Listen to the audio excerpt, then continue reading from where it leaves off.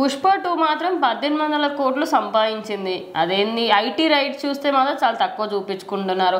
అసలు సినిమా ఎంత సంపాదించింది ఏంటనేది పక్కకు పెడితే సినిమా 90%గా లాస్లో ఉంది. ఆ 10% మాత్రమే వచ్చింది. ఆ 10% కూడా ఖచ్చితంగా హిందీ నుంచే వచ్చింది, లేదు అంటే నైజాం నుంచి వచ్చింది అంతే. అసలు ఈ సినిమాకి ఎంత వచ్చినాయి, ఎందుకు ఇంత లాస్లలో ఉంది సినిమా ఇప్పటికీ? సో ఖచ్చితంగా మనకి 8 టెరిటరీస్ ఉన్నాయన్నమాట. మన సినిమాని బాక్స్ ఆఫీస్ దగ్గర 8 టెరిటరీలుగా చూస్తారు. సో దాంట్లో పుష్ప సినిమా అయితే మాత్రం 8/2 టెరిటరీలో మాత్రమే ప్రాఫిట్స్ వచ్చాయి. అది ఎక్కడ అంటే హిందీ నార్త్ బెల్ట్, ఇంకోటి నైజాం. ఇక్కడ మాత్రమే ప్రాఫిట్స్ వచ్చాయి. పెట్టిన దానికి రూపాయికి ఇంకో ఎక్కువే వచ్చింది. ఎందుకంటే ఇక్కడ మాత్రమే బుకింగ్లు కానీ మొత్తం అటు హిందీలో అయితే 800 కోట్ల పైచీలకు కలెక్ట్ చేసిందంటే అసలు ఆశ్చర్యం గురి చేసే విషయం. అక్కడ ఇండస్ట్రీ హిట్ కూడా అయ్యింది, ఓకే హ్యాపీ దానికోసం.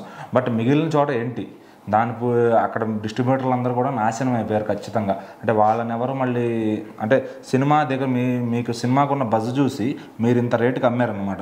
ఇంత రేటుకి అమ్మితే అక్కడ డిస్ట్రిబ్యూటర్ కూడా ఓహో వీళ్ళకి ఇంత బజ్ ఉందనుకుని కొనుక్కున్నాడు. తీరా చూస్తే సినిమా నష్టాల్లోకి తీసుకెళ్ళింది మొత్తం. అటు ఏపీ స్టేట్ కానీ, కర్ణాటక కానీ, అటు తమిళనాడు కానీ, కేరళ అయితే ఇంకా వాళ్ళు బ్యాన్ కూడా చేశారు ఫహద్ ఫాజిల్ గారి సీన్ గురించి.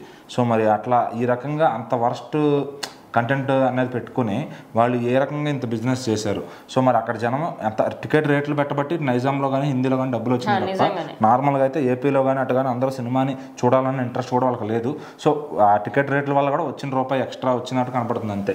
ప్రతి జిల్లాలో అదే పరిస్థితి. సో ఓవర్సీస్లో కూడా దగ్గర 1 మిలియన్ పైనే లాస్ వచ్చినట్టుంది మూవీకి.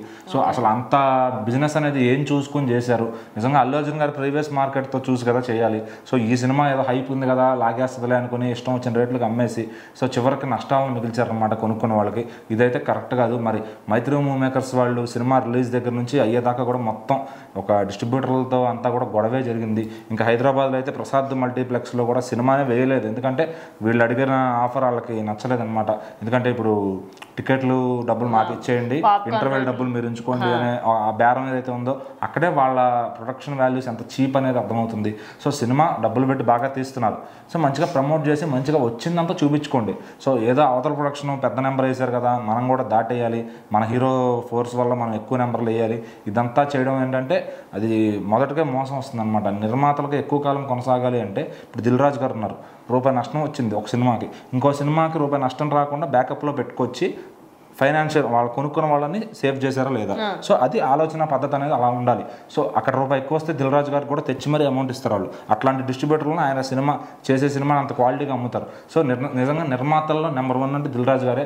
ఆయన ఆ ప్రొడ్యూసర్స్కి లీడర్లు చేయడంలో తప్పే లేదు. ఎందుకంటే ఆయన ఒక ఆలోచన విధానం 10 కోట్లతో 20 కోట్ల అవుట్పుట్ ఎలా తీసుకోవాలి, వచ్చిన సినిమాని ఎట్లా అమ్మాలి, అమ్మిన తర్వాత మనకు నష్టం వస్తే ఏం చేయాలి, వాళ్ళకి నష్టం వస్తే ఏం చేయాలి అనే విధంగా ముందు చూపుతో వెళ్తారనమాట. సో మైత్రి వాళ్ళు ఏంటంటే మన దగ్గర డబ్బు ఉంది, ఇసిరేద్దాం, సినిమా చేద్దాం, తర్వాత వాళ్ళే కొంటారు అనే రెక్లెస్నెస్ ఏదైతే ఉందో ఆ ప్రొడక్షన్ వాల్యూస్కి చాలా ఎఫెక్ట్ అనమాట కరెక్ట్గా. సో మరి ఇప్పుడు నెక్స్ట్ రిపీట్ చేయడం గ్యారంటీ ఉంది. రేపు మళ్ళీ రామ్ చరణ్ గారితో 2 సినిమాలు ఉన్నాయి, ఇంకా వేరే హీరోలతో ఎన్టీఆర్ గారితో ప్రశాంత్ నీల్ గారి సినిమా ఉంది. వీటన్నిటికీ కూడా అది వీళ్ళిదే మైండ్ సెట్తో వెళ్తే కనుక ఖచ్చితంగా ఎక్కువ కాలం అనేది ఇండస్ట్రీలో నిలబడలేరు. ఎందుకంటే ఆ డిస్ట్రిబ్యూటర్లు కూడా ఆ బాండింగ్ అనేది ముఖ్యం. ఒక నిర్మాతకి పంపిణీదారుడికి ఏదైతే ఉందో అది ఖచ్చితంగా.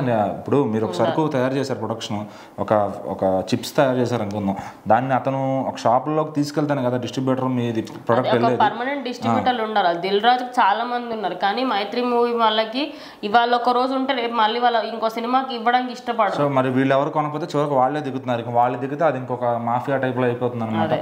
సో ఆ పద్ధతి అనేది కొద్దిగా చేంజ్ చేసుకుంటే ఎవరికి లాసులు రాకుండా ఉంటాయి. మీరు పెట్టిన డబ్బులకి సినిమా నమ్మండి, తప్పులేదు. సో మీరు ఎక్స్పెక్టేషన్స్ పెంచి ఇంత వస్తుందని వాళ్ళని నమ్మించి సినిమా తీరా చూస్తే అది బూడిదలో పోసిన పన్నీర్ అయినట్టుగా ఉంటుందన్నమాట. సో ఖచ్చితంగా అంత ఎక్కువ రేట్లకి సినిమా నమ్మి డిస్ట్రిబ్యూటర్లను రోడ్డు పాలు చేయకండి.